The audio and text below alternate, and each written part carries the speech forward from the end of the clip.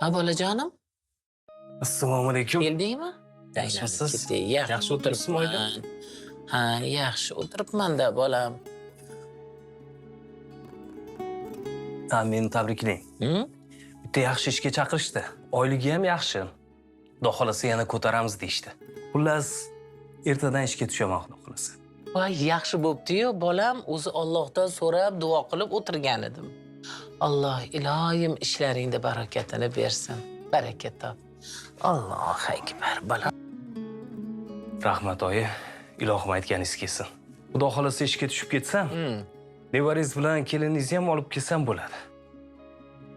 Uyimiz xudo xolasa yana to'ladi oyi. Hali ham shu niyatdan qaytmadingmi? Bolam, men aytdi deysan. Olib kelasan, yana 1-2 kundan keyin yana nimanidir bahona qilib ketib qoladi shu xotining. O'rgangan ko'ngil o'rtansa qo'ymas deydilar. Boshingni egma bolam xotiningga. Boshingni chiqara olasan. Ha endi oyi, siz ham keliningizni qizingizdek ko'ring-da. O'zingiz xohlagan yaxshi kelinni yana qayerdan ham topasiz? Kelin topish osonmi, oyi? Ha, uni ustiga uylanib ajrashgan erkakka kim ko'zi uchib turibdi? Aliment degan narsani eshitib, manaman degan sabrli ayollar ham erga tekis kelmay qolar ekan. Bu gaping ham to'g'ri, lekin bolam.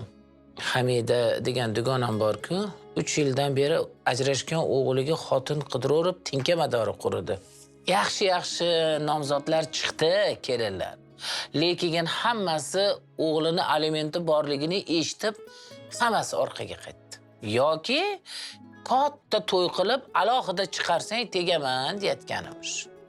Voy, erkaklarga hozir qiyin qopti uylanish ham, ha? Shunaqa oyi, shunaqa. Ha, insof bersin shu xotiningga ham. Nima hamdir deganda.